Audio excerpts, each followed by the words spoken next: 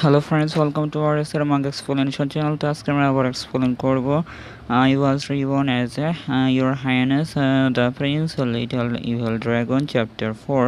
তো এখানে এখানে প্রথমে বলা হয় যে আমার নাম বিয়ান ইউরং। আমি 21 শতকে একজন ধার্মিক যুবক। আক্রান্ত হওয়ার পর আমি একটি ছোট্ট কালো ড্রাগন হিসাবে পুনর্জন্ম পেয়েছি। তো এখানে তাই বলার পরে এখানে একটা গান বাজতেছে। তো এখানে অসুস্থ হয়ে আমার ভাগ্য পরিবর্তন করার জন্য তো এখানে বলতেছে আমাকে দুষ্ট চেয়ে ঐশ্বরিক ড্রাগন হওয়ার চেষ্টা করতে হবে, মানে শয়তান ড্রাগন থেকে ডিভাইন গডের মতো আর কি হওয়ার চেষ্টা করতে হবে। ম্যাই আমাকে বলতেছে। তো এখানে এরপরে এখানে একটা মানে এখানে কেউ যেন গান বাজাচ্ছে। তো এখানে চাকরণ হয়তো তো অন্য কোথায় আমাকে এই ছোট্ট যুবরাজের সাথে কথা বলতে হবে যে ভবিষ্যতে আমাকে যাতে হত্যা করতে চাইবে। তো এখানে এবং একটি ভালো বন্ধু হতে হবে। তো এরপরে বলতেছে ইয়োর হাইনেস, এটি এখন পরবর্তী পাঠ শেখার সময়। তো এরপরে এখানে পিয়ানো বাজাচ্ছে তো আমাদের লিটল লিমন প্রিন্স। তো এখানে বলছে ঠিক আছে। তো এরপরে এখানে বলতেছে তারপর আমি আমার সাথে মানে ইরফানকে নিয়ে যাব, তোমার ইচ্ছা। তো এখানে বলতেছে শেষবার আমি দ্বিতীয় যুবরাজকে সতর্ক করে দিয়েছিলাম, মানে যে দান্তের কথা বলতেছে। দান্তে আর কি শয়তান ড্রাগনের সাথে হাত মিলিয়েছিল, তো সেটার কথা বলতেছে। আমি সতর্ক করে দিয়েছিলাম। তো এখানে বলতেছে এটি লিমনের মধ্যে কিছু ইতিবাচক আবেগ বাড়াতে সক্ষম হওয়া উচিত, তাই না? মানে একটু সাহস বজায় রাখার জন্য আর কি বলতেছে। তো এই ওয়ার্ল্ডটা আসলে একটা গেমের ওয়ার্ল্ড, কিন্তু সবগুলো কেমন যেন ডিফারেন্স মনে হচ্ছে, কিছু একটা চেঞ্জ লাগতেছে। তো এখানে দান্তে আর তার ফাদার এখানে রয়েছে। সে সম্রাট আর্নলর্ড হোক বা দ্বিতীয় প্রিন্স দান্তে, আমি বিশ্বাস করি না যে তারা সহজে চরিত্রগুলির সাথে মিলিয়ে যেতে পারে। তো এরপরে এখানে আমাদের ড্রাগনকে দেখানো হয় একটা অন্যরকম সাজে রয়েছে, তার গোলাপ ফুলের আর কিছু একটা দিয়ে বাঁধা রয়েছে। তো এখানে বলতেছে এটা বোধগম্য যে একটা সাম্রাজ্যের যুবরাজকে অনেক কিছু শিখতে হবে, কিন্তু কিন্তু এটা মানে অনেক কিছু শিখতে হবে, কিন্তু সূর্যের কাজ মানে যে সেলাইয়ের কাজ, এটা তো মহিলাদের পোশাক বলতেছে। তো এখানে ড্রাগন তো পাগল হয়ে গেছে, জাকি এমন করে বলতেছে। তো মাই করে চিল্লাচ্ছে। তো এখানে বলতেছে লর্ড ইনফার্নাস সত্যি ব্যক্তিগতভাবে তার মানে পছন্দ করেছে তার পোশাক, তাই বলতেছে। তো এখানে তার পোশাক তো পছন্দ হয়নি, কিন্তু বাকিগুলো মনে করতেছে যা পোশাক পছন্দ হয়েছে। তো বলতেছে আমাদের সুইচ কাজের জন্য তার মানে অনেক প্রতিভা রয়েছে, তাই কি বলতেছে। সত্যি তাই কি বলতেছে। আমি ফ্যাশনে খুব আগ্রহী, তাই কি বলতেছে লিমন প্রিন্স। এটা কিনা ফ্যাশন, সৌন্দর্য, চিত্রকলা বা সঙ্গীত, তাই কি বলতেছে। আমি এই অধ্যবসায়টা করব রানী দ্বারা সাজানো পাঠ অধ্যয়ন, মানে রানী আমাকে শিখাইছে এগুলো, তো অপেক্ষা করো। এখানে লিটল ড্রাগন বলতেছে এই জিনিসগুলি কি শুধুমাত্র একটি রাজকুমারী শিখতে হবে, তাই না? মানে রাজকুমারী তো এগুলো শেখে। তো এরপরে এখানে বলতেছে কারণ সে একজন ওমেগা, তাই বলতেছে। তো এই ওমেগাটা আসলে কি সঠিক বুঝতে পারলাম না।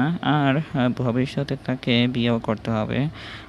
লিমনের মধ্যে এখনও ভিন্নতা দেখা না গেলেও এরই মধ্যে তার জীবন নষ্ট হতে শুরু করেছে, এটা খুব বেশি, তাই কি বলতেছে।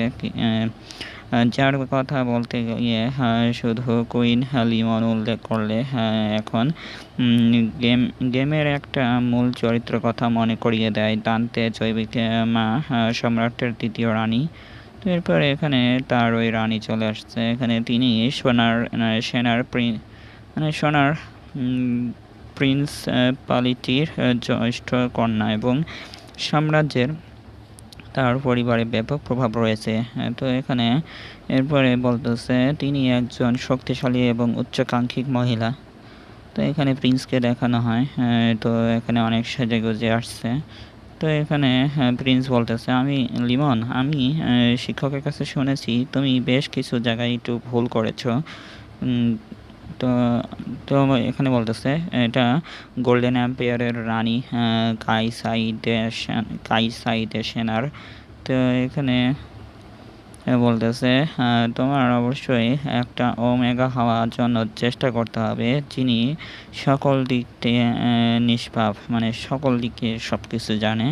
তো যাতে তুমি তোমার চাচাতো ভাই গ্র্যান্ড ডিউক সেনারের যোগ্য বলে বিবেচিত হতে পারো এবং সাম্রাজ্যকে শক্তিশালী। তো এখানে এগুলো বলার পরে এখানে পরে আবার বলতেছে গ্র্যান্ড ডিউক সেনার, হ্যাঁ, তো আমি অনেক সর্বোচ্চ চেষ্টা করব, তাই কি বলতেছে। তাই কি বলতেছে ড্রাগন মনে মনে বলতেছে এই মহিলা লিমনকে মানে অত্যাচার করে বলে মনে হচ্ছে। তো এরপরে এখানে বলতেছে এই মহিলা লিমনকে প্রচার করছে বলে মনে হচ্ছে, মানে বিক্রি করছে আর কি অন্য কারোর কাছে। তো এরপরে বলতেছে তবুও সে কখনোই আমার থেকে চোখ সরিয়ে দেয়নি। তো এরপরে মানে ড্রাগনকে আর কি সোজাসুজি কারোর দিকে তাকিয়ে এখানে তাইকে বলতেছে কি দুর্ভাগ্য, এখানে তাইকে বলতেছে কি দুর্ভাগ্য। তাইকে বলতেছে এটা মানে রানী বলতেছে ড্রাগনকে এভাবে সাজানো খুবই হাস্যকর। তো এরপরে এখানে বলতেছে তুমি ড্রাগনকে ময়দানে নিয়ে যাও এবং তলোয়ার চালানো শেখাও দান্তের সাথে, ঠিক আছে? হ্যাঁ রানী, তাই কি বলতেছে গার্ড। তো এখানে না তুমি পারবে না, তাই কি বলতেছে, মানে দ্বিতীয় রানী হচ্ছে এখানে দান্তের মা। তো একে বলতেছে এখানে এরকম করে যে ড্রাগনটা দান্তের দিয়ে দাও। এরপরে এখানে ড্রাগন তো উড়ে চলে যাচ্ছে। তো ভাগ্যবান যে আমি অবিশ্বাস্যভাবে জনপ্রিয়, মনে হচ্ছে সবাই আমাকে ধরে রাখতে চায়।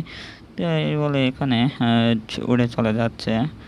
তো এখানে প্রিন্স তো চিল্লায় বলতেছে না তুমি ইনফার্না, তুমি এটা করতে পারো না। তাই বলে এখানে